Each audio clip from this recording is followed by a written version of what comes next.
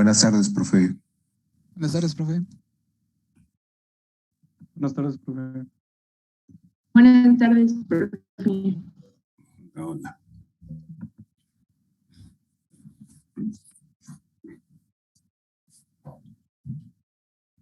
Bueno, el día de hoy vamos a continuar con la esterilización, pero esta vez vamos a utilizar radiación. Ya vimos cómo se esteriliza con vapor húmedo, cómo se esteriliza y despirogeniza con calor seco, cómo se puede esterilizar utilizando algún agente químico como óxido de etileno, y en esta ocasión vamos a ver la esterilización por radiación.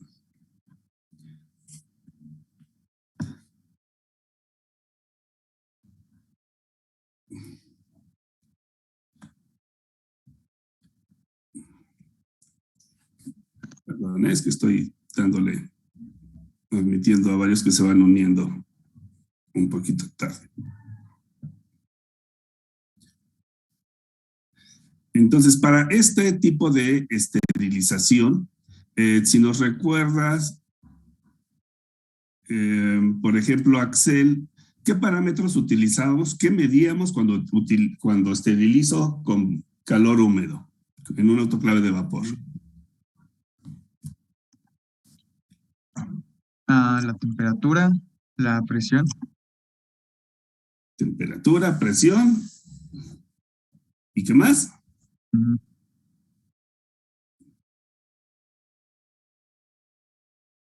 Pones la autoclave a una temperatura y una presión y ya. ¿Y tiempo? Y tiempo, ok. Entonces, cuando esterilizo con calor húmedo es temperatura, presión y tiempo. Cuando esterilizo con calor seco, pues realmente yo estoy midiendo la temperatura y el tiempo, porque no estoy aplicando una presión. Cuando lo hago con óxido de etileno, Kenia.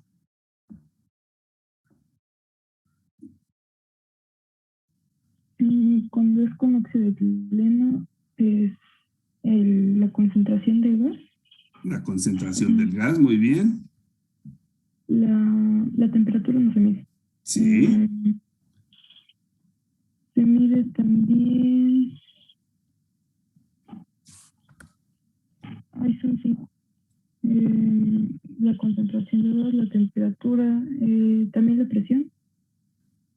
Bueno, la presión se da por la concentración del gas.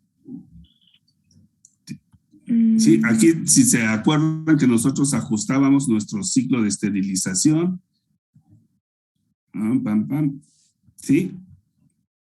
Yo ajusto a una humedad, una temperatura, y entonces si cuando esté ajustando la humedad y temperatura voy a poner o empezar a inyectar mi gas y lo voy a mantener durante un cierto tiempo.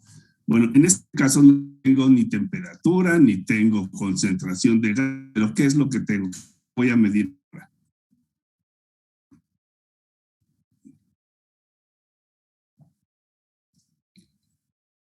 A ver, Fabián, ¿qué vamos a medir ahora para esterilizar por radiación?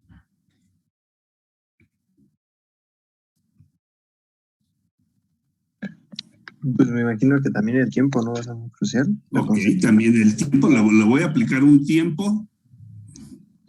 ¿Qué es lo que le voy a aplicar? Y bueno, eso era lo que iba, que exactamente también qué tipo o cómo vamos a realizar la esterilización, porque según tengo entendido hay distintas formas y esas distintas formas tienen también sus aplicaciones diferentes. Por ejemplo, se sabe que, según yo, se utilizan gamma o rayos gamma que tienen alta penetración, que tienen alto poder, pero es extremadamente caro el generarlos, según tengo entendido. Y también se utilizan otros dos métodos que tienen poca penetrancia, pero son efectivos. Ok, muy bien. Pues justamente nosotros tenemos que para hacer nuestra esterilización, yo necesito obviamente una fuente de radiación, ¿sí? Algo que me va a generar esa radiación. Y nos comentaba ahorita Gerardo, ¿verdad? Que existen diferentes tipos de radiación y precisamente dependiendo de la longitud de onda de estas radiaciones, tienen un poder mayor de penetración o un poder menor de penetración. Han visto que, por ejemplo, nuestras campanas de flujo laminar tienen unas lamparitas de... ¿De qué lámpara es, Sofía? La que tiene las campanas de flujo laminar.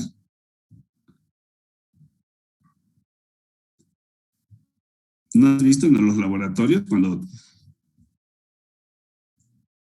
Sí, es luz, ay, ¿cómo se llama? Se me fue. Ultravioleta, ¿no? Ándale. Ultravioleta, muy bien. Justamente, nosotros podemos esterilizar con luz ultravioleta o podemos esterilizar con algún otro tipo de radiación como rayos gamma, ¿sí? Aquí la diferencia es precisamente ese poder de penetración que tienen nuestras ondas. Mientras que una luz ultravioleta no tiene un alto poder de penetración, ese nos sirve para esterilizar las superficies. O sea, si yo enciendo mi lamparita y la cabina de mi flujo laminar donde voy a hacer mis sembrados y todo, pues realmente nada más es una mesita con paredes. No necesito que atraviese esas paredes, ese tipo de radiación, ¿sí? Entonces, pues esa luz ultravioleta nos sirve para hacer la esterilización sobre la superficie. Mientras que una radiación de rayos gamma ya tiene un alto poder de penetración y pues puede penetrar precisamente en mi material para hacer la esterilización. Para nosotros, en este caso, ya no vamos a considerar ni temperatura ni presión, ¿verdad? Vamos a considerar ese tipo de radiación. Si es una radiación ionizante, si es una radiación no ionizante, si tiene un alto poder de penetración o un bajo poder de penetración. Entonces yo establezco qué tipo de radiación tengo, durante cuánto tiempo la voy a poner y la dosis, o sea, la cantidad de radiación emitida, ¿sí? Si yo estoy remitiendo radiación UV, pero a una cierta dosis, ¿sí? Entonces, si yo aumento obviamente esa dosis de este tipo de radiación, pues voy a disminuir el tiempo de exposición.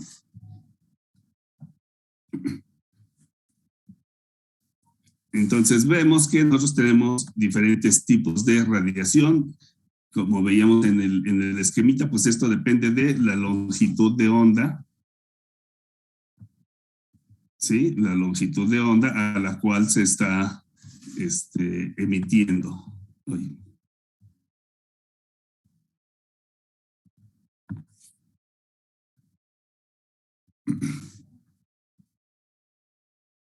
Eric, ¿nos ayudas a leérselas, por favor?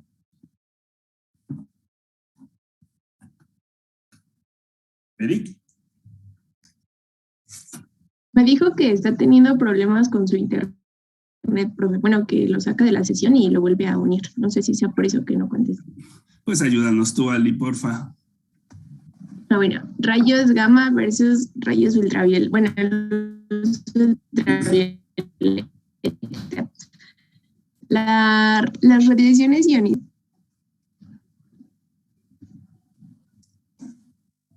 Ya te dejamos de escuchar, Ali. O si quiere, yo la apoyo, profe, porque... A ver, Gerardo. ¿No me escucha, profe? Es que se escucha muy entrecortado. Te escucha. Es que también tengo problemas con mi internet, no sé si también sea por eso. Bueno, ahorita nos va a ayudar Gerardo. Gracias, Ali. Claro.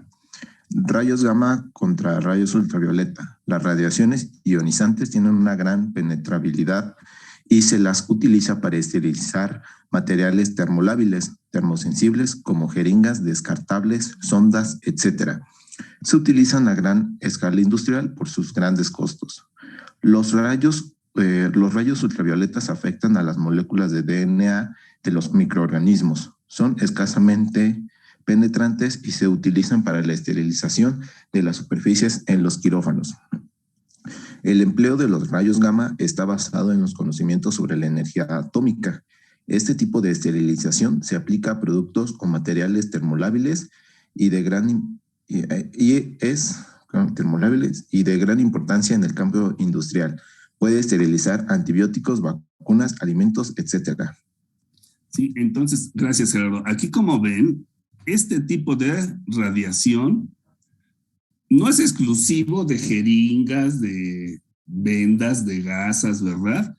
Con este yo puedo esterilizar una gran cantidad de productos y tiene la ventaja de que puedo esterilizar un producto ya sea en forma de polvo, en forma de gel, en solución, ¿sí? Una materia prima, una fruta, ¿sí? Por ejemplo, si tuvieran ustedes unas pasitas, una ciruela pasa y la quieren esterilizar, la pueden meter sin problema a una de estas cámaras de radiación y se esteriliza sin dañar obviamente el producto, ¿sí? No lo calenté, no lo humecté, no reaccionó con ningún agente químico, no se oxidó, no se alcalinizó, ni mucho menos, ¿sí? Además de el uso de lámparas para esterilizar superficies, esta luz ultravioleta ya lo habíamos visto cuando, bueno, no me acuerdo de aquí, sí, pero vimos en la esterilización del agua, ¿sí? O para disminuir la cuenta microbiana en el sistema de agua en la industria farmacéutica. Aquí adentro de este tubo va una lámpara en el centro y tiene la entrada de agua y la salida de agua. Entonces el agua entra, hace turbulencia aquí dentro del contenedor y sale. Como no tiene un alto poder de penetración, no se va a salir del contenedor en que tengo yo, en que estoy aplicando yo esa radiación ultravioleta. O sea, no causa daño al personal que esté trabajando en estas áreas. Pues no va a salir de este contenedor, no lo va a poder atravesar. Nosotros vamos a medir esa radiación con unos dosímetros, estos aparatitos, ustedes los han visto en películas y siempre se oye así el ruido como de estática, así, ¿sí? Que es con el que están midiendo precisamente esa radiación ionizante, ¿sí?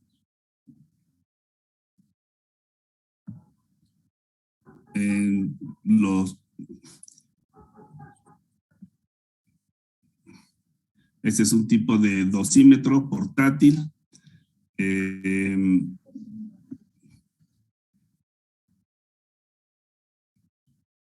Y obviamente, pues esto es muy importante y tener todas las medidas de seguridad para la validación de nuestros procesos antes de que ocurra alguna catástrofe. ¿Alguien sabe qué pasó en Chernobyl en 1986? Esta es una película, la foto de una película. ¿Quién sabe qué pasó en Chernobyl en 1986? ¿Han escuchado o visto algo? Una planta nuclear explotó porque el núcleo de un bioreactor estalló. Bueno, porque tenían mal sus papeles y se había ocultado mucha información del reactor. Ok. ¿Viste la película, Ali? ¿O la serie? Sí, vi la serie. ¿Está bonita? Sí, está interesante. La verdad es que sí está muy interesante. Oye, ¿y eso qué tiene que ver con validación, Ali? Pues es que en la película explican que realmente desde la fabricación del reactor había muchos estándares que no cumplía y como reglas de seguridad que tenían que seguirse, pero en los documentos se había ocultado.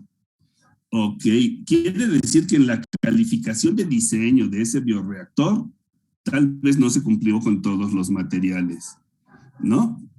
Y en la aparte, creo que habían usado materiales que no eran los correctos. Ajá. Y creo que eran volátiles y por eso...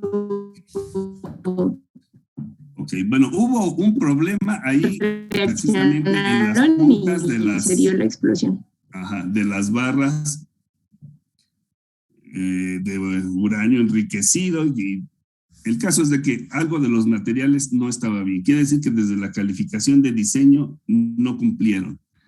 Pero la planta estaba funcionando. Esta planta empezó a funcionar, de hecho ya tenía más de un año funcionando, y quisieron hacer una prueba. Nada más Ali la vio, alguien más. Si no, pues les vamos a recomendar, Ali y yo, que la vean. Pues debe de estar en Netflix o en Prime, no recuerdo dónde la vi. El caso es de que... En Prime. En Prime, gracias. O en HBO. Es en HBO. Ah, pues se las recomendamos. Sara, ¿ya la viste? Sí, también ya la vi. A ver, oye, ¿qué pasó? Iban a hacer una prueba. No, es que ya tiene un tiempo que la vi, pero me acuerdo que tenían que hacer una prueba, era una prueba de rutina. Y habían hecho todo el protocolo bien, pero no se explicaban qué había sucedido porque había explotado. Bueno. Yo sí me acuerdo, profe. A ver, cuéntanos. Pues, como dicen, estaban haciendo una prueba de rutina y el encargado de la prueba les dijo que aumentaran la temperatura, bueno, que siguieran como con la prueba sin que les importaran los parámetros que se debían de cumplir. Entonces, pues, todos los que estaban como en la operación. Ok, a ver. ¿Sí me escuchó, profe? Les voy a contar, sí, te escuchamos. Les voy a contar, realmente no era una prueba de rutina, Ali, porque una prueba de rutina quiere decir que la hago a cada ratito, ¿no? Esta prueba no se había realizado y era una prueba para ver cuánto podían ellos detener las turbinas para el enfriamiento, porque es una planta generadora de energía eléctrica. La energía eléctrica la están generando con el calor que se despide de la fusión nuclear. Generan vapor, estas mueven unas turbinas, generan corriente eléctrica, que a la vez alimenta el agua, las bombas de agua, para que pues se siga manteniendo frío el reactor. Resulta que no habían hecho esa prueba de seguridad de ver cuánto podían detener las turbinas antes de que entrara la planta la planta eléctrica, la planta de gasolina para generar la electricidad que va a mover esas bombas. El caso es que el problema aquí, nosotros que ya vemos las cosas con ojos de validación, es que no habían hecho esa calificación de operación. En esa calificación de operación nosotros consideramos el peor de los casos. Y en este caso, el peor de los casos, pues era precisamente ver que se apagaran las turbinas, ¿sí? Y cuánto tiempo tardarían en suministrar esa energía. El caso es de que existían los protocolos, existían los procedimientos, había un procedimiento de seguridad, los cuales no siguieron. Sí, por eso yo siempre les he comentado, cuando uno trabaja en la industria farmacéutica o en alguna industria y ustedes siguen los protocolos, ustedes están bien. ¿Sí? ¿Por qué? Porque están siguiendo, para algo fueron diseñados esos protocolos, esos procedimientos, esas instrucciones. ¿Sí? El caso es que, bueno, aquí no siguieron esos protocolos y una ciudad, que era una ciudad modelo, la ciudad de Pripyat, ¿sí? Tuvo que ser evacuada. Tuvo que ser evacuada por esa gran emisión de radiación que desde 1986 a la fecha aún sigue pues clausurada, cerrada, no puede ser habitada, porque, como nos decía Ali, hubo un accidente que fue la explosión del reactor número 4 y nos desencadenó pues todo ese problema, ¿sí? Ahora que ya nosotros lo vemos con ojos de validación, pues resulta que desde la calificación de diseño estuvo mal. Pónganle que se hubiera instalado todo correctamente, pero la calificación de operación tampoco se llevó a cabo, no cumplieron con los procedimientos, no lo sometieron al peor de los casos, ¿sí? Y pues por lo tanto hubo ese desastre. Pero bueno, volviendo nosotros a nuestro tema, este tipo de radiación se genera, en ese caso era por uranio enriquecido. Para nosotros en la industria lo que se utiliza es la emisión de rayos gamma. Por cierto, ¿alguien sabe de algún caso que hubo en México también muy sonado por la emisión de rayos gamma? ¿La de la leche? Bueno, la de la leche, ¿qué crees? Que esa fue más bien que venía leche de allá, de Rusia, del continente europeo, que venía contaminado. Fue precisamente en aquella época, en 1986, que alguna, pues digamos, empresa... Por la de la constructora, profe. Ajá, es el... Exacto. Bueno, este caso que ustedes nos comentan, el de la constructora, justamente es el caso que ocurrió en México. En México, bueno, ahorita regresamos a esto, les comento que los rayos gamma que nosotros utilizamos para esterilizar vienen o provienen del isótopo radioactivo de cobalto. Sí, aquí nos dice que el cobalto es el mineral que activado en reactores nucleares le es introducido artificialmente un protón más a su átomo. Esta fuente radioactiva quedará emitiendo rayos gamma. ¿Sí? Así es como se genera la radiación de rayos gamma, por un isótopo radioactivo de cobalto al cual le introducen un protón. Bueno, pues en México también ocurrió un problema. Se había comprado un equipo precisamente para investigación en un laboratorio. Este equipo tenía una fuente para emitir rayos gamma, precisamente tenía su núcleo de cobalto. Y este equipo no lo pudieron echar a andar en México. Sí, o sea, no lo ocuparon nunca en ese hospital, pues la parte de investigación, ¿no? ¿Y qué pasó? Pues que con el tiempo ese equipo quedó obsoleto, lo mandaron al sótano, quedó olvidado. Y después de un tiempo, años, este equipo, pues alguien de mantenimiento, no sé si haya sido el responsable o ya que habían cambiado de responsable, dijo, no, pues ya se va al kilo, ¿no? Se va a desechos, se les ocurre venderlo como fierro viejo, pasa el del fierro viejo y se lo lleva, ¿no? A donde lo llevan a desmantelar, pues efectivamente lo desmantelan, pero pues como tenía su núcleo de cobalto y ya enriquecido, pues estaba emitiendo rayos gamma. Y para acabarla, pues con ese material, ya hierro fundido, y se pusieron a fabricar varillas para la construcción, se hicieron un grupo, una edificación, una constructora hizo unas viviendas, Y pues después, se dieron cuenta que las personas empezaron a tener ahí algunos problemas, que irritaciones, que náuseas, que quemaduras, etcétera. Y pues ya investigando se dieron cuenta de que había una emisión de radiación, que era una radiación de rayos gamma, se le dio seguimiento y ese el caso.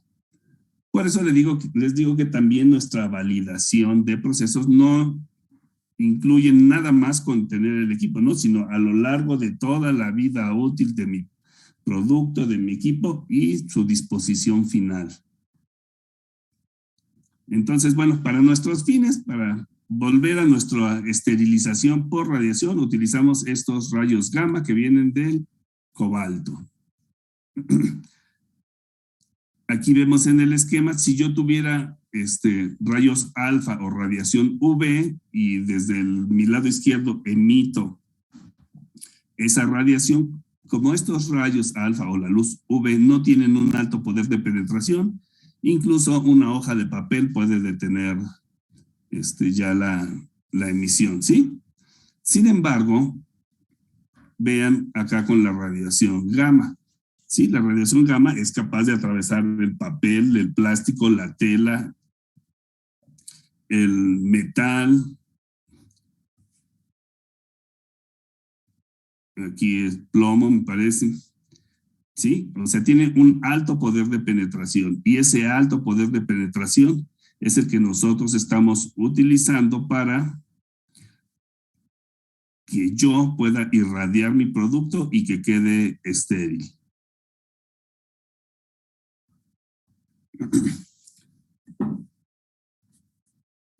Aunque existe pues diferencia, ¿no? En las dosis mínimas validadas, normalmente nos dicen que son a partir de 18 kilogauss, pero este dato puede variar, ¿no? Depende obviamente del material que voy a meter. Ya ustedes vieron que depende de la cantidad y del acomodo, ¿no? Yo voy a hacer, para hacer una esterilización de este tipo, también, si yo voy a hacer la validación del proceso, tengo que considerar un patrón de carga. Cuánto estoy metiendo y cómo lo estoy acomodando. ¿Sí? Aunque aquí, pues, como tiene alto poder de penetración, deberá de poder esterilizarlo, ¿no? En cualquier posición, digamos. Bueno, esta es prácticamente lo mismo, ¿no? O sea, el tipo de radiación, cómo se detiene con diferentes materiales. Algunas de las ventajas de este proceso, no son procesos extremadamente caros, pero pues por el tipo de equipo que se utiliza, sí son muy escasos, ¿no? No cualquiera va a tener este tipo de radiación. En México son muy pocos los lugares donde nos hacen este tipo de servicios. Principalmente pues considerando por la seguridad, ¿no? de los operadores.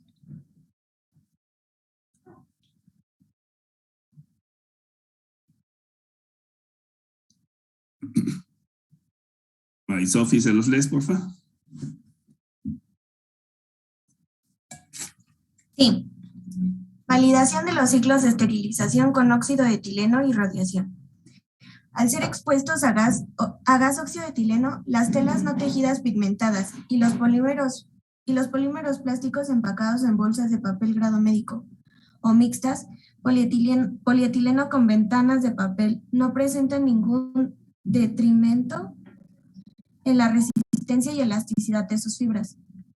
En el caso de exposición a los rayos gamma, en dosis mínimas de 18 kilogramos, la mayoría de los principales fabricantes de equipo médico de curación reportan que muchas telas no tejidas de polipropileno y celulosa presentan alteraciones en el color y resistencia, además de absorber cierto olor a ozono proveniente de la radiación que en muchos casos permanece durante varios días. Muy bien, muchas gracias, Sofía.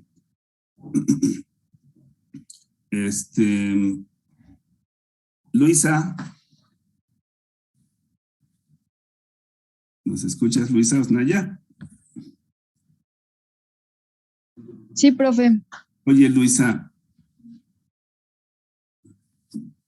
¿qué bioindicador vamos a utilizar aquí?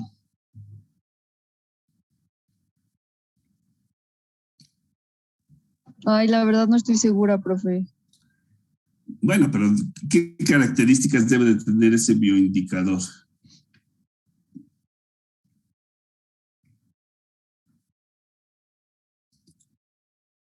Pues que pueda detectar ese gas. ¿Estamos usando gas, Luisa?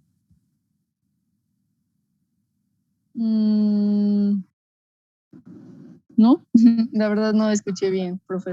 Perdón. Ok, Andrés. Sí, profesor. Oye, Andrés, ¿aquí qué tipo de bioindicador utilizaríamos? Sería principalmente alguno que soporte la radiación. Ok, sí, gracias, Gerardo, ya. Necesitamos un microorganismo que pueda resistir esa radiación. Sí, cuando yo veía para calor seco, para calor húmedo, pues un microorganismo resistente a la temperatura. Para el óxido de etileno, pues un microorganismo resistente a esa oxidación del óxido de etileno. ¿Sí? En este caso, pues un microorganismo resistente a la radiación. Ahora sí, Tania, ¿cuál utilizarías? No estoy muy segura, pero en microbiología vimos uno que se llamaba Deinococcus o algo así. Ok, de los que tenemos aquí. El poliovirus.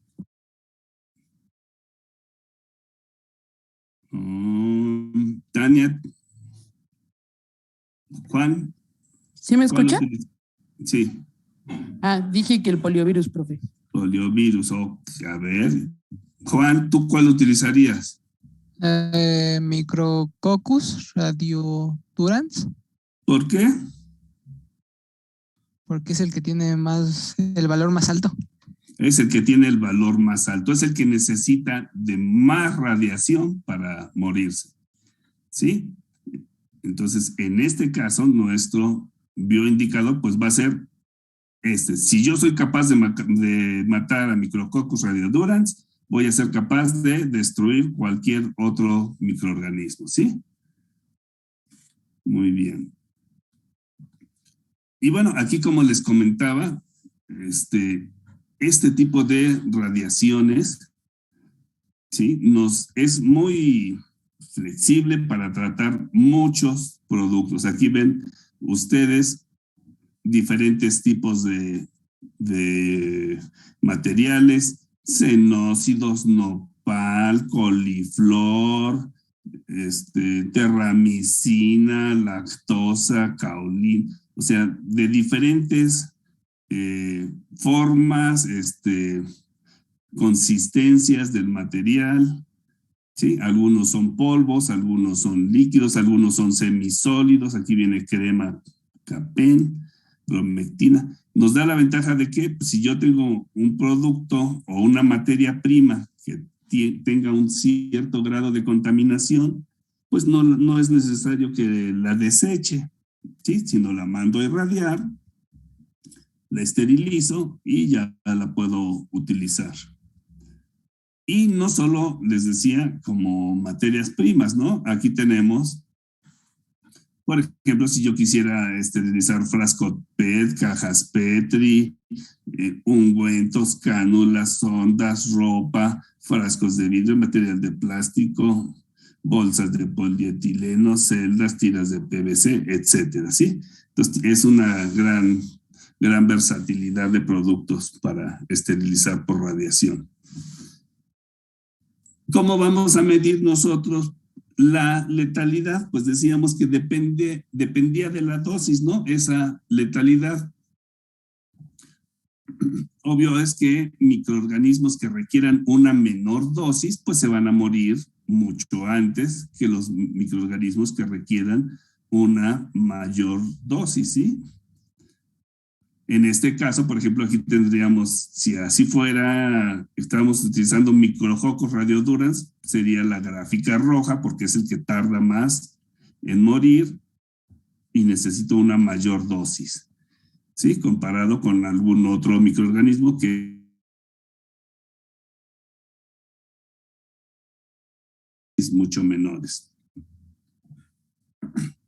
Bueno, pues esta gráfica es prácticamente la misma, ¿no? O sea, es comparar cuál es el que necesita de una menor cantidad de dosis para lograr la mortalidad.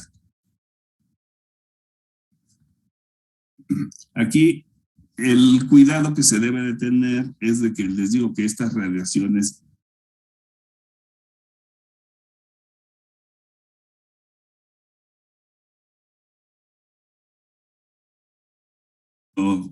por eso nos dice que puede producir daños en el material biológico. Les digo, a nivel de nuestro DNA. Nos dice específicamente significativas a las moléculas como DNA y todo mecanismo portador de la información para el control fisiológico, bioquímico del organismo. Algunos de estos daños, y que por ahí veíamos en la película, pues empezaban por quemaduras, después tenían hemorragias, vómito, diarreas, infecciones. Sí, pero eso es lo que se ve inmediatamente, ¿sí? Pero como el daño fue a nivel de nuestro material genético, pues yo puedo tener efectos, nos dice, tardíos, como cáncer, o efectos hereditarios y pues, la muerte. Y por último, ¿quién estuvo trabajando con estos? Para todos los fanáticos de Marvel, el increíble, ¿no? El doctor David tuvo una radiación, un material genético, obviamente, para hacer su transformación. Todo esto es, ¿no? Okay.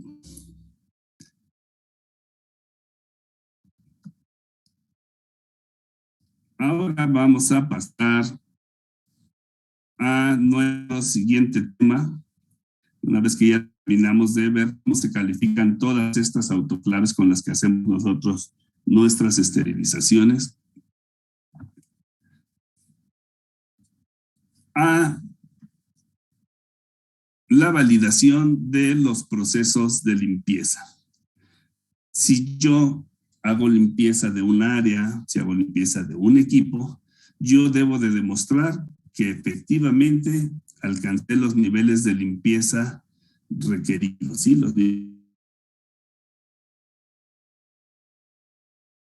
Entonces nosotros vamos a demostrar que hacemos la limpieza de una manera adecuada, ¿sí?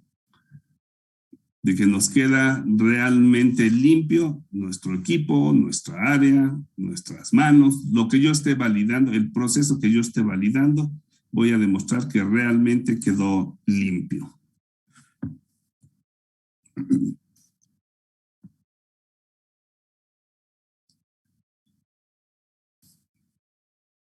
¿Nos la lees, Citlali?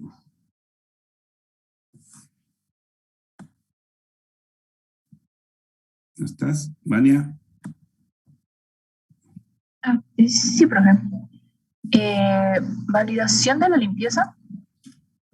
Generación de evidencia documentada que demuestre que una operación de limpieza es consistentemente capaz de limpiar a determinados niveles de limpieza. Ok, oye, entonces quiere decir que no me va a quedar del todo limpio, ¿no?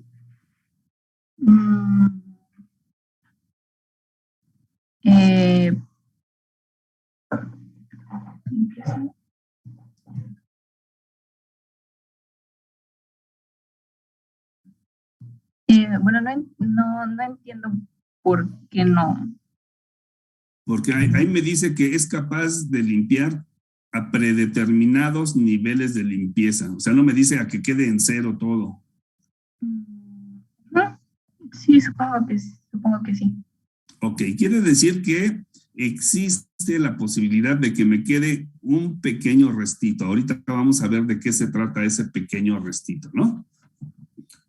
Y aquí nos dice que para hacer yo la limpieza, nos dice que, bueno, voy a evitar la contaminación cruzada. O sea que no debo de tener productos de un lote que fabriqué antes en el siguiente lote, ¿no? Por eso estoy haciendo la limpieza. Poníamos un ejemplo, si Octavio, sí. ¿Has hecho salsa en tu licuadora? Sí. Ok, y si no la limpias bien y después de tu salsa haces agua de piña, pues sabe a chile, ¿no? Sabe a chile, ¿no? Quiere decir que hubo una contaminación de lo que fabricaste primero en lo que fabricaste después, ¿no? Sí. ¿Cómo vamos a evitar esa contaminación cruzada? Bueno, vamos a limpiar hasta un nivel de limpieza predeterminado que nos dice. Y aquí nos dice además que para la validación de limpieza, nos dice, deben ser validadas sobre el enfoque de matriz, donde se seleccionará el criterio del peor caso. Cuando empezamos el curso, empezábamos hablando de esto, del peor de los casos, ¿sí? Y decíamos que para lavar una olla, que no era lo mismo lavarla si yo había hecho caldito de pollo o a que yo hubiera hecho mole. Sí, pero quiere decir, esto se refiere a que yo voy a hacer la limpieza de la manera más exhaustiva posible, más enérgica posible, para asegurar que si yo soy capaz de retirar la peor suciedad en mi equipo, ¿sí? El peor de los casos, pues quiere decir que cuando no la ensucie tanto, pues, y lo lavo de la misma manera, pues voy a retirar yo cualquier tipo de suciedad o de contaminante, ¿sí? Entonces, siempre vamos a hacer nosotros los procedimientos de limpieza considerando el peor de los casos. O sea que si yo digo que fíjense lo que sería la diferencia. A ver, Dani. Sí, profe. Dani Moreno. Oye, Dani, resulta que hay un plato sucio en el que comiste tu caldito de pollo y hay otro plato en el que comiste mole. ¿Cuál es más fácil de lavar? El del caldo de pollo. Ok. ¿Cómo le harías para, si yo te digo, oye, haz un procedimiento de limpieza en el cual tú me asegures que no importa de qué esté sucio el plato, siempre va a quedar limpio? Por ejemplo, para tu caldito de pollo, ¿cuánto le tenías que haber tallado con tu esponjita? ¿En cuanto a tiempo, a tallones o a qué? Ajá, a tiempo o a yo movimientos. Creo que con ya está bien. ¿Unas cuantas? Unas 3 primero, pues enjuagarlo así con agua y ya después unas 3 talladas y ya. Unas 3 talladas. Oye, ¿y si hubiera estado con mole? Pues tal vez si está ya seco, pues dejarlo remojando tantito. O así con agua normal o con agua caliente, si está muy cañón. Ok. Y ya después, pues yo creo que como con unas 5 para que se vaya también el olor. Ok. Si yo te digo que me hagas un procedimiento de limpieza, considerando este enfoque de matriz con el peor de los casos, ¿cuáles serían las instrucciones para el lavado de ese plato? Yo creo que principalmente para evitar así que quede algún rastro, sí dejarlo con agua caliente unos minutos. Ok, entonces no importa de que esté sucio, tú lo vas a dejar remojando. ¿Y luego? Ajá, sí, no importa. Con agua así hirviendo, bien caliente. Y ya después, tal vez con cloro, darle una enjuagada y ya después con el jabón normal de trastes. Ajá. ¿Cuántas Pasarlo por talladas? 3 procesos. Ya, independientemente de lo que esté, pues unas 5 está bien. Ok. Bueno, o sea, el peor de los casos, con esa técnica va a quedar limpio. O sea que si después lavas tu plato y tenía caldito de pollo, también te va a quedar limpio, ¿no? Y si después lavas tu plato y comiste arroz. También con todo tiene que quedar, con cualquier... Y si comiste cornflakes, cereal. También. Todo, ¿verdad? Todo. Entonces, cuando hagamos un proceso de limpieza, vamos a ponerle las condiciones así, más extremas, pero obviamente reales, ¿sí? Para que podamos limpiar el peor de los casos y ya con que limpiemos ese, todo lo demás nos va a quedar bien limpiecito. Sí. Como esto es un proceso, pues nosotros vamos a decir que nuestra limpieza va a ser el proceso de remover posibles contaminantes en los equipos de procesamiento. O sea, los remuevo. Y luego me dice, y mantener su condición de tal forma que sea seguro utilizarlos. Bueno, ya Dani no, porque ya nos contestó Felipe. Dígame. Ok, de acuerdo a lo que nos dijo Dani, ella ya hizo su procedimiento y con su procedimiento fue capaz de remover esos posibles contaminantes. Y ahora yo te digo, también debemos de mantener su condición de tal forma que sea seguro utilizarlos. ¿A qué me estoy refiriendo? A cualquier tipo de protección, por ejemplo, ya sea guardarlo en una bolsa o estéril en una caja, ambas selladas, que se movilice de cierta forma, asegurando que no se contamine, evitando zonas con mucho aire o polvo, cosas de ese estilo. Muy bien, justo a eso nos referimos. Gracias, Felipe. El que yo lo haya lavado no quiere decir que ya quedó limpio de aquí al infinito y más allá, ¿verdad? Yo voy a hacer o considerar dentro de mi procedimiento de limpieza cómo se debe de mantener mi equipo. Si una vez que ya quedó limpio y seco, lo debo, como nos decía Felipe, lo debo de envolver, lo debo de poner en alguna área, en alguna zona, en algunas ciertas condiciones, para que ese equipo permanezca limpio. Pero aún así va a permanecer limpio por toda la eternidad. Como no lo podemos demostrar, nosotros lo que vamos a hacer es que en nuestro procedimiento de limpieza, una vez que ya establecimos cómo lo vamos a limpiar, establecemos cómo lo vamos a mantener y durante cuánto tiempo.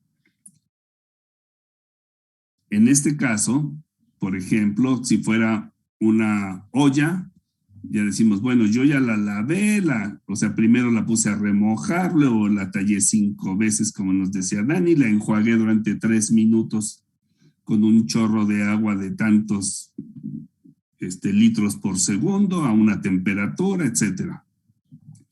Después digo,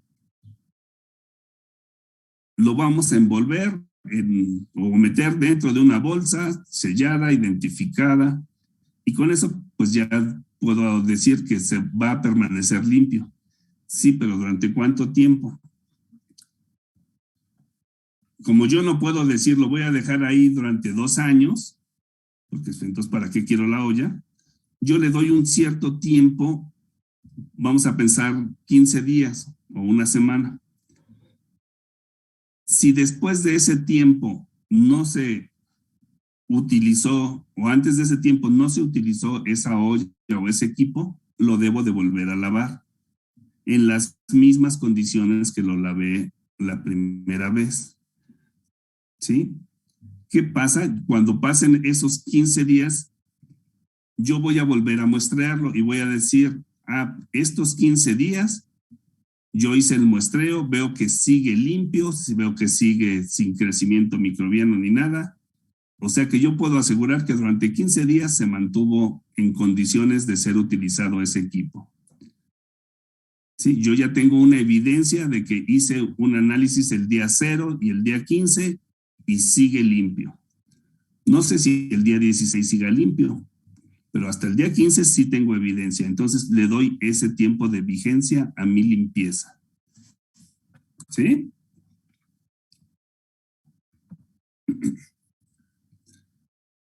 Esto se los pongo porque hay muchas faltas, muchas violaciones a lo que serían nuestras buenas prácticas de manufactura.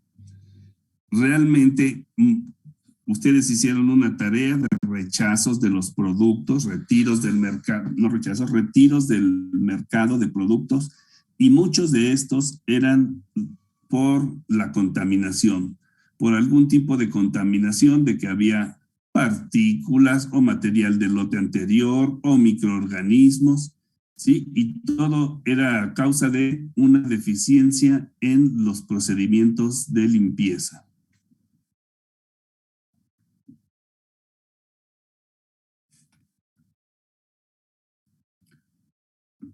Entonces, pues nosotros vamos a elaborar un protocolo de validación. Un protocolo de validación en el cual, bueno, estos son los puntos que debe de llevar ese protocolo de validación de la limpieza. Y vamos a ir viendo más adelante, o sea, de qué se trata todo esto, ¿no?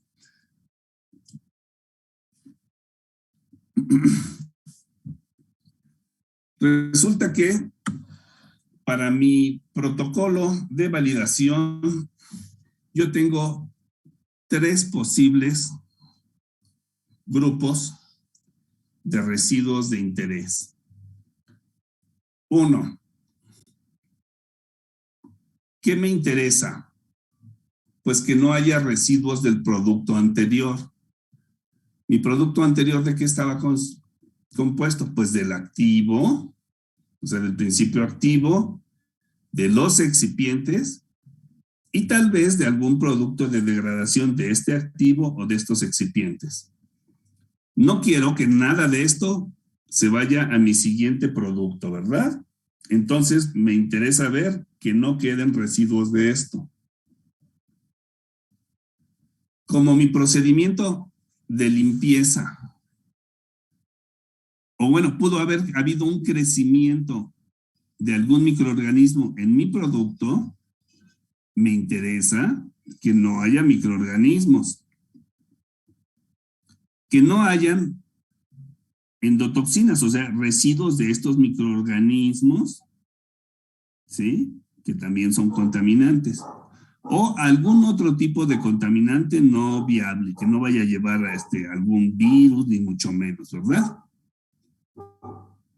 Estos serían residuos, digamos, microbiológicos. Y como yo hice mi limpieza utilizando jabón y utilizando algún agente germicida, pues tampoco quiero que me vayan a quedar restos de jabón en mi equipo o restos del agente germicida o sanitizante en mi equipo. Sí, aquí como le comentaba con su compañero que había hecho su salsa y después hizo su agua de piña y dice que sabía a chile. Bueno, eso es porque quedó algún resto del activo o de excipientes del producto anterior. ¿Sí? Pero que me pudo haber dicho, pues la lavé, pero sabía como a jabón. Pues fue porque me quedaron restos del jabón o del agente desinfectante. ¿Sí? Entonces, nosotros vamos a considerar que no debe de haber o debe de haber hasta un cierto grado de aceptación residuos de activos o de microorganismos o de agentes de limpieza y desinfectantes. Si alguien les pregunta en su examen cuáles son los posibles residuos de interés en la validación de limpieza, me van a decir del producto anterior, serían activos, excipientes y degradados. ¿Sí? En cuestión microbiológica, pues que no tenga microorganismos, que no tenga endotoxinas o no viables. Y en cuanto a los agentes con los que yo realicé la limpieza propiamente, no debe de quedar residuos de jabón ni residuos de germicida, ¿no? O sea, de los agentes de limpieza.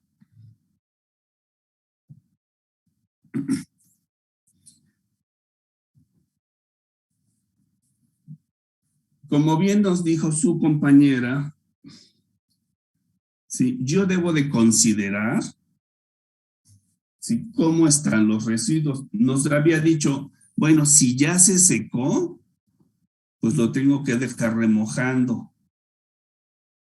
¿Sí? Entonces, esas son algunas de las consideraciones de cómo estaban esos residuos. Una es que recién estuvieran depositados. ¿Cómo hubiera sido más fácil lavar la olla? ¿Cuando recién quedó sucia de mole o después de una semana que no lavé los trastes?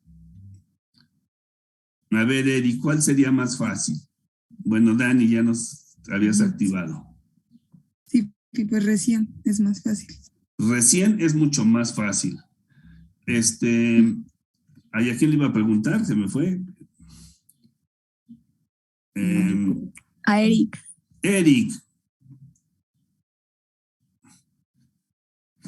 Eric, ¿estás ahí?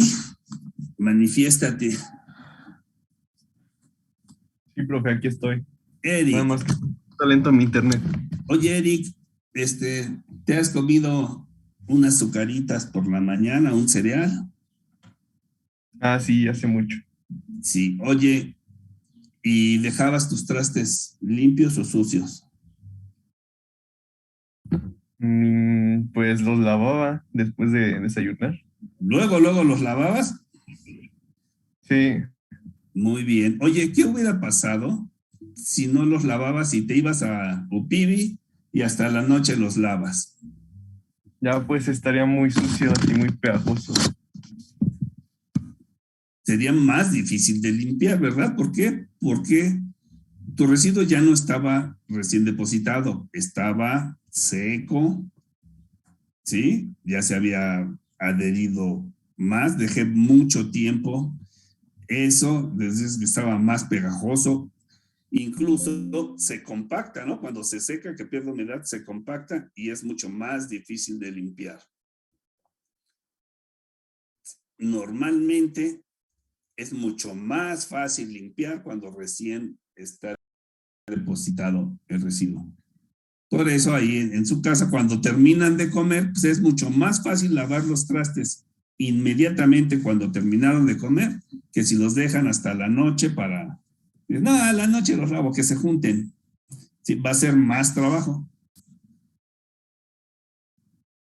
Digo, a mí como me tiene bien entrenadito mi esposa, pues ni modo, ¿no? Tengo que fletarme a lavarlos.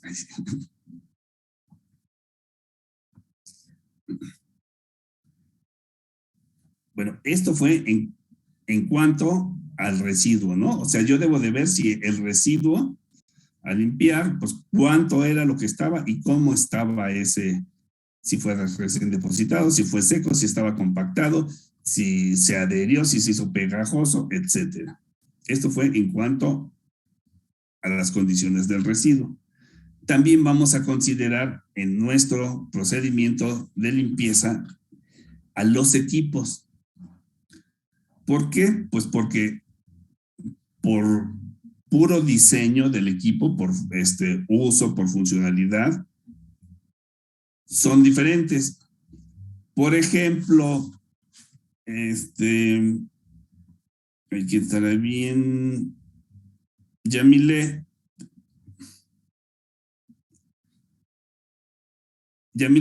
¿sí nos escuchas? Sí, profe. Oye, ¿qué será más fácil de lavar? ¿Una olla normal o una olla express? Pues depende, ¿no? Pensando que se ensuciaron de lo mismo. Pues yo digo que cualquiera de las dos, pues si la olla express igual la dejas hasta el último, bueno, hasta la noche, pues va a ser lo mismo que la otra olla. Ajá. Y las vas a lavar a la misma hora. Las dos las dejaste sucias. Ajá. ¿Cuál tiene puntos más difíciles de limpiar? La olla express. La olla express. Sí, entonces debo de considerar si hay puntos difíciles de limpiar. Por ejemplo, en tu licuadora, ¿hay puntos difíciles de limpiar? Sí. Y entonces, ¿qué tengo que hacer con esos puntos difíciles de limpiar? Debo de ver si tengo que desarmar o no tengo que desarmar el equipo. Sí, en este caso una licuadora, pues tal vez necesite yo desarmarla para poder hacer la limpieza adecuada, ¿no? Entonces, en este equipo yo debo de ver si hay puntos difíciles de limpiar, qué método de limpieza voy a utilizar, porque hay quienes dicen, pues yo le echo agua a mi licuadora y la pongo a funcionar y pues ya con eso se enjuaga, ¿no? Pero hay quien dice, no, yo la tengo que desarmar para asegurarme que en las cuchillas y en los empaques y por todos lados quede bien, ¿no? Entonces debo de hacer algunas ciertas consideraciones en mi equipo.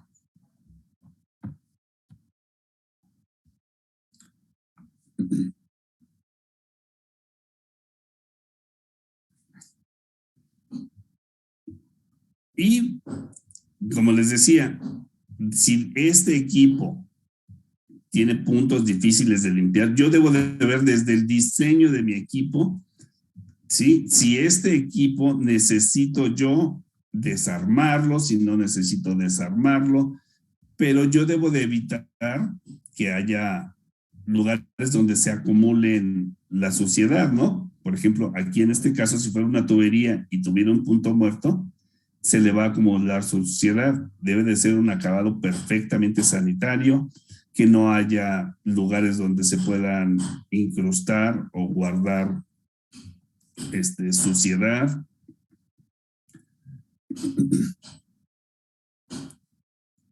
Que tenga superficies lisas, que no se vayan a dañar con el uso del jabón o del sanitizante, etcétera.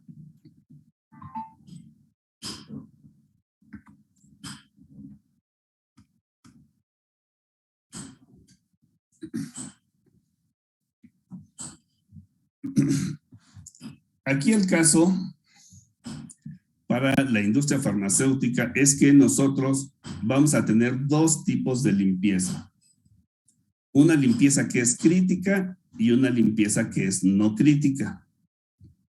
La limpieza crítica es sobre las superficies que están en contacto con el producto. La limpieza crítica es requerida para equipo no dedicado o para la manufactura de producto terminado y activos. ¿Qué es un equipo no dedicado?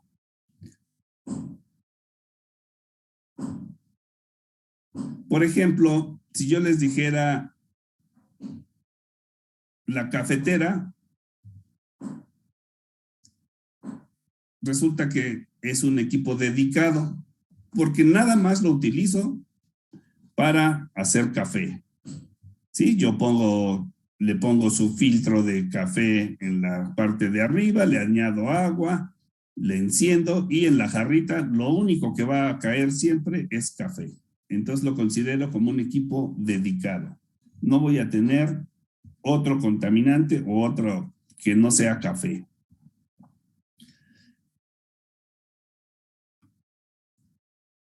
La licuadora de la que habíamos hablado, pues es un equipo no dedicado. Yo puedo hacer un licuado o puedo hacer salsas, ¿sí? o puedo hacer mi mezcla de harina para hot cakes, puedo hacer diferentes productos. Es cuando hablamos de equipos no dedicados. Y también decimos que las limpiezas no críticas es cuando yo voy a hacer varios lotes en el mismo equipo. Por ejemplo, si yo fuera un vendedor de agua de aguas frescas y llega y tengo mi licuadora y en esa licuadora me piden, quiero un agua de fresa y les preparo su agua de fresa y luego llega el siguiente cliente y me dice enseguida, yo también quiero un agua de fresa y le preparo su agua de fresa y luego llega otro y me dice, quiero agua de fresa también. Estoy haciendo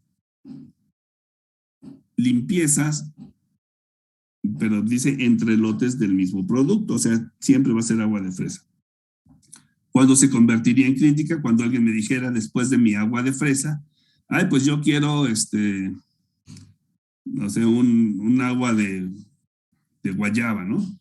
Y entonces tengo que lavar mi equipo para preparar otro producto que sea diferente. También estas limpiezas no críticas se hacen cuando no hay superficies en contacto con el producto. Por ejemplo, en la licuadora, pues yo hago limpieza de mi licuadora. Lo crítico pues, es el vaso, porque es lo que tiene contacto con el producto. La parte no crítica, pues es el motor, ¿no? Entonces, la limpieza no de todo el equipo va a ser precisamente crítica, sino una parte es crítica y la otra es no crítica porque no está en contacto con el producto. Y por último, pues la limpieza no crítica es para la producción de moléculas intermedias. Cuando después o sea, yo, por ejemplo, en un bioreactor, hago una etapa y ahí mismo voy a continuar haciendo otras etapas, sí, pero del mismo producto. Aquí les vamos a dejar ahorita esta parte de validación de la limpieza, porque les quiero comentar que tienen una tarea. No sé si ya la hayan visto. ¿Alguien ya vio que tienen tarea? Sí, ya vi, profe. Ok, vamos a tener una tarea que es para estos dos semanas que vamos a estar. Realmente, pues ya llevan ustedes avanzado parte de esta tarea, no se espanten tanto.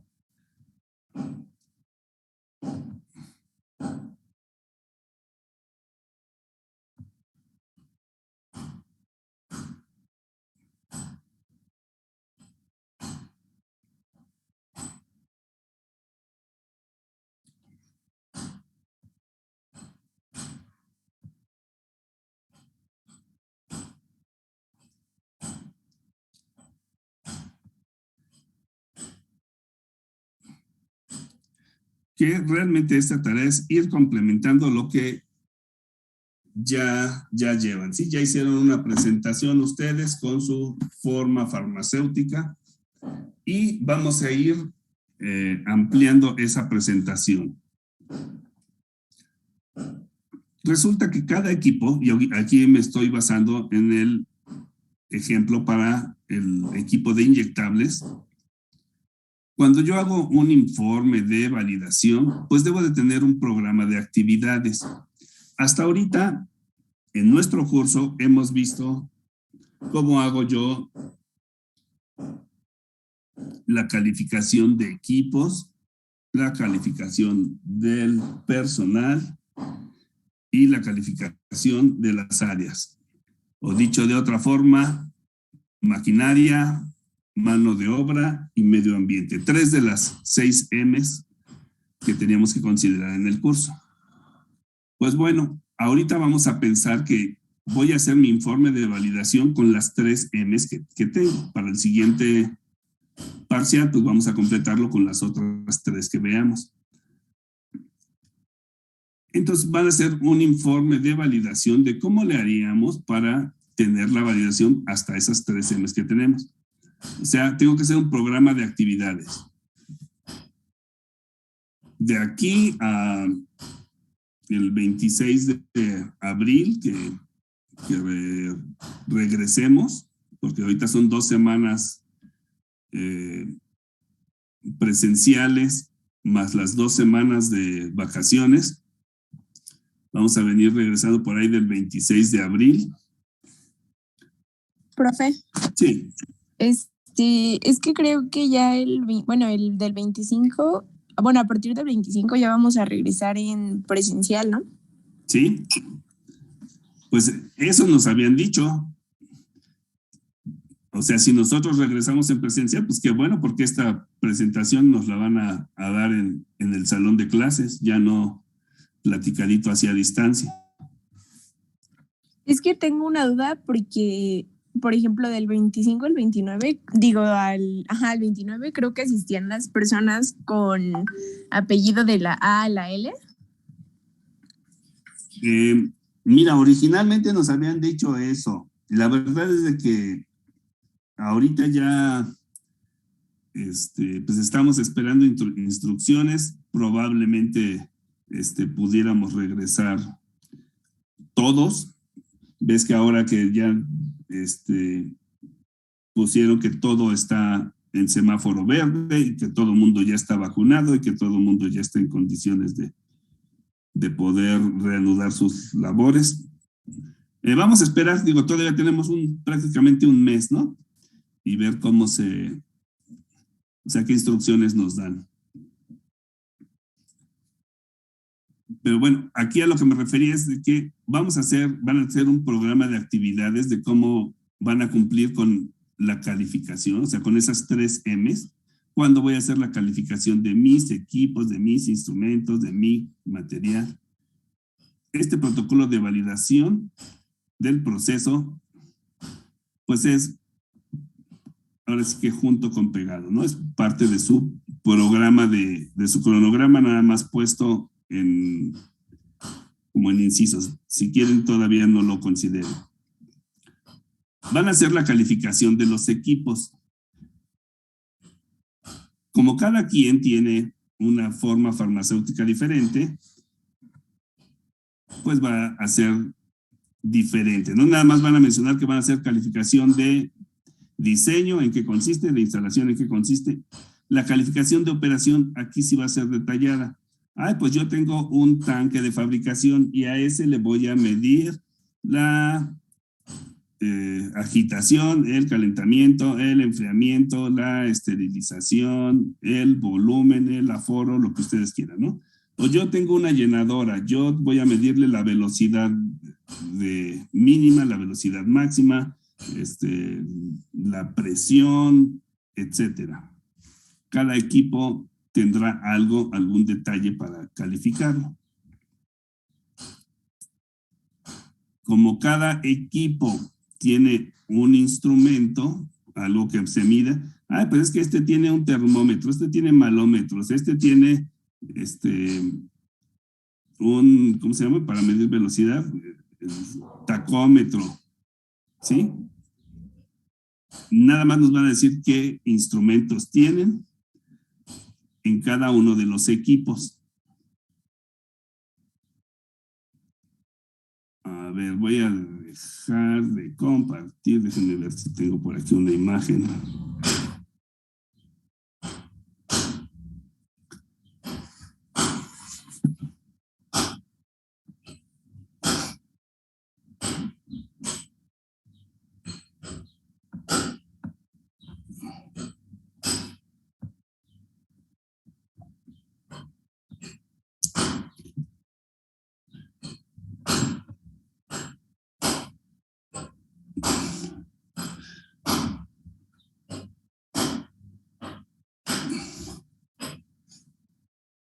Por ejemplo,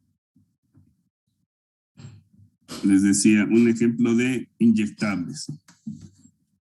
Para los inyectables, en su proceso de llenado, ya habíamos platicado que los frasquitos pasan por una lavadora de frascos.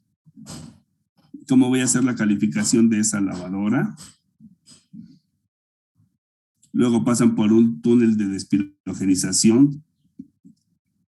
¿Qué pruebas hago? Y ya ustedes me habían dicho que la prueba de integridad y la prueba de distribución de calor y penetración de calor y que usaban endotoxinas. Ok. Luego la llenadora de los viales. Pues aquí le mido la velocidad, mido el volumen, la colocación del taponcito de vial y el cerrado. Ok. Luego la engargoladora. Pues aquí tengo, mido la colocación de la retapa de aluminio y mido, pues no sé, es una detectora de metales para ver que no tenga ningún residuo de ningún tipo. ¿Sí? O sea, de cada equipo que compuso en su diagrama de flujo, pues nos dicen cuáles fueron las condiciones para hacer su calificación. Ahí donde más íbamos.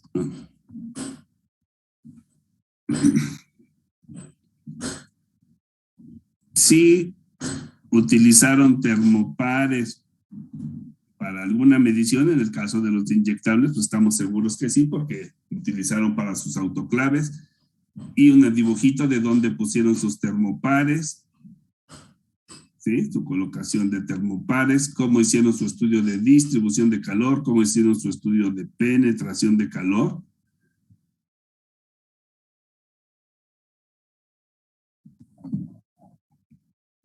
Decía que estos estudios no son exclusivos de inyectables porque alguien que fabrique alguna solución, suspensión, algún jarabe y que tenga su tanque de fabricación, acuérdense que su tanque de fabricación también tiene sus sistemas de lavado y de esterilizado. Entonces, pues es muy similar a la calificación de una autoclave.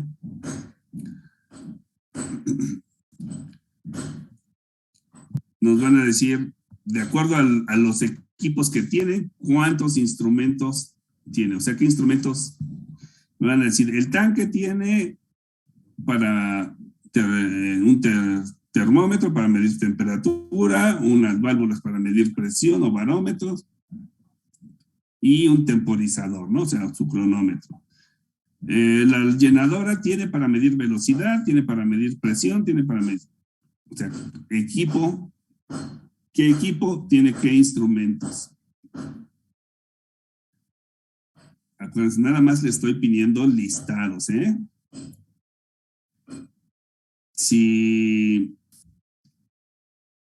tuve que hacer una prueba de integridad de filtro, reporte de la prueba de burbuja o la prueba de difusión, porque acuérdense que si tienen filtros, pueden ser filtro de aire. No filtré la solución, sino filtré el aire que entró al tanque. Un listado de los procedimientos de operación y limpieza. O sea, de acuerdo a los equipos, cada equipo lleva un procedimiento de operación y uno de limpieza. Más los procedimientos que ustedes consideren necesarios. Necesita saber lavarse las manos, cómo ingresar al área, cómo cambiarse, cómo sonreír, lo que ustedes quieran. De acuerdo a todos esos listados de procedimientos, la matriz de capacitación del personal que trabajara. Si ustedes tienen, vamos a pensar que ustedes son el personal, los 5 integrantes del equipo son el personal, ¿en qué se debe de capacitar cada quien de acuerdo a su diagrama de flujo? Su informe de calificación del área depende de las áreas que tengan. Los que tengan nada más clasificación de área 8, pues ya la hicieron. Los de inyectables un poquito más.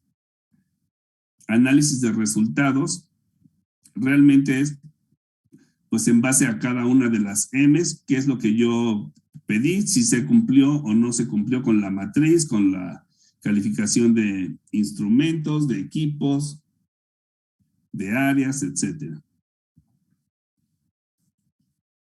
Criterios de aceptación, pues en este caso realmente va a ser para áreas, ¿no? Y que cumpla o no cumpla con las calificaciones de diseño e instalación. Y no podemos emitir el certificado porque ahorita vamos a la mitad. Por eso les digo, esto lo vamos a completar ya en el tercer parcial, pero tienen que tener el avance de esto. ¿Sale? Quería compartirles, pero creo que ya no nos va a dar tiempo.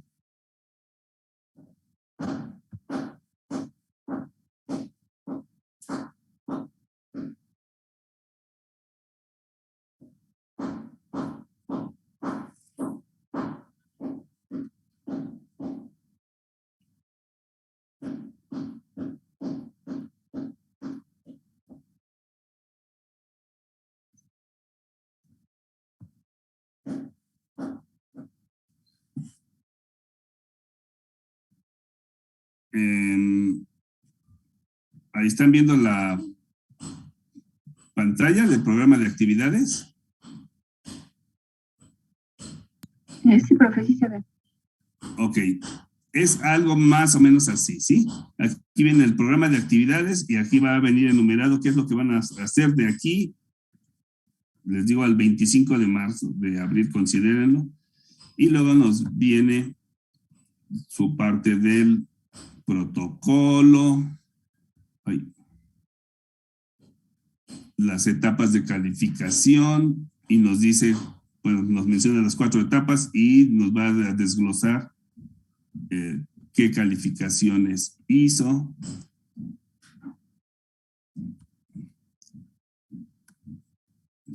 Las de instalación, operación y desempeño. Luego por ahí venían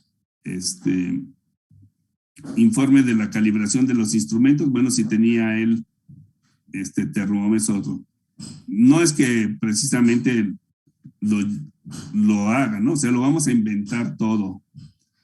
Aquí nos dice, por ejemplo, para los termopares, pues estas se las puse como es un resultado de calibración de termopares, pero pues ellos así lo hicimos y estos eran los termopares de nuestro equipo, ¿no? Cómo colocaron sus termopares, cómo fue su índice de letalidad para encontrar el punto crítico frío. Bueno, aquí les faltó un poquito. ¿Sí? Más o menos es lo que quiero realizar para 2 semanas que no nos vamos a ver. ¿Sí? Traten de hacerlo un poquito más bonito que esto, ¿no? La idea es que cada vez se vaya metiendo. ¿Alguna duda, chicos? Ya son 31 y yo sé que algunos se tienen que ir a su siguiente clase.